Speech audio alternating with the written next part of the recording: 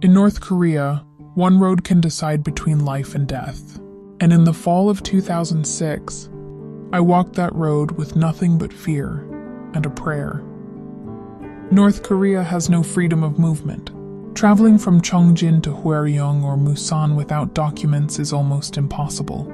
Drivers demanded huge bribes and warned us, "If you get caught, we are not responsible." But I had no choice. I was already a wanted person. So I stepped onto a truck knowing it could be my last journey. It was bitterly cold. I covered myself with plastic vinyl just to keep warm. As we approached the first checkpoint, light rain began falling. Terrified, I tore off the vinyl and cried out to heaven. "Heavenly One, please save me. I'm only 22. I don't want to die. What will happen to my mother and sister?" Suddenly, the rain turned into a violent storm. Thunder exploded above us. Go now! 30 seconds later, the brokers whispered, "This is heaven protecting you." 30 minutes later, another checkpoint appeared. I prayed again, but this time the sky was clear. Then suddenly, clouds moved in formation right above us. Not rain, hail. Hard, violent hail. The guards were struck painfully and shouted, "Go! Hurry!" We passed the second checkpoint. And again, 30 seconds later, the sky cleared. The brokers told me, "You are carried by heaven. You will make it." On October 7th, I stepped into the icy Tumen River. I couldn't swim, so a man carried me on his back. When we reached the other side, he said, "Don't go into China." But I told him I must go. Only when I stepped out of the river did I finally feel the cold.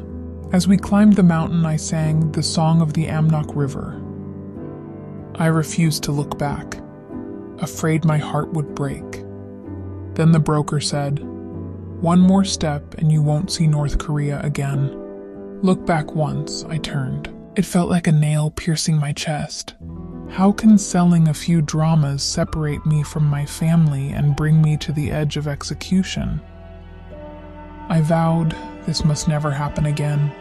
And with that vow, I walked into a new life. My escape was not luck, it was purpose. Heaven moved for me, so I could speak for those who cannot speak. A single cloud that covered the moon. The miracle that happened in those 10 minutes. Even though it's the 21st century, I was taken from North Korea and sold to China not as a person, but as a commodity. I was sold for 17,000 won. In 2006, then that was about $4,000. That was the price on my life. I was sold to a rural village and I cried every single day. Before I left home, I said this to my younger sister. Even if we're far apart, let's look at the same moon every night and remember that we're still alive together. So every night, I went out and cried while looking up at the moon. In the end, I made up my mind to escape. On December 25th, at 8 p.m., there would be a gap of just 10 minutes when they stopped watching me. I decided to stake my whole life on that 10 minutes. I promised another North Korean girl, who had also been sold there, that we would run away together. But that night, the moonlight was unbelievably bright. It hit the snow and the ground glowed like daytime. I looked up at the sky and said in my heart, "God, how can I escape when it's this bright? Please, just give me 10 minutes. At that moment, in a sky that had been completely clear, a single cloud suddenly began to move slowly toward the moon. Right then, I heard a message deep in my ear. That cloud is going to cover the moon. Seriously? That cloud is going to cover the moon? For me?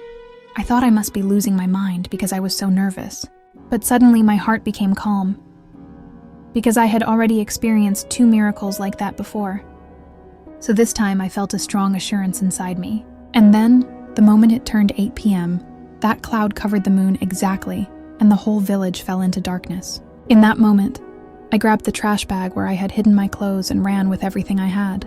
"God, thank you. God, please, just give me 10 minutes. I ran in the darkness for those 10 minutes.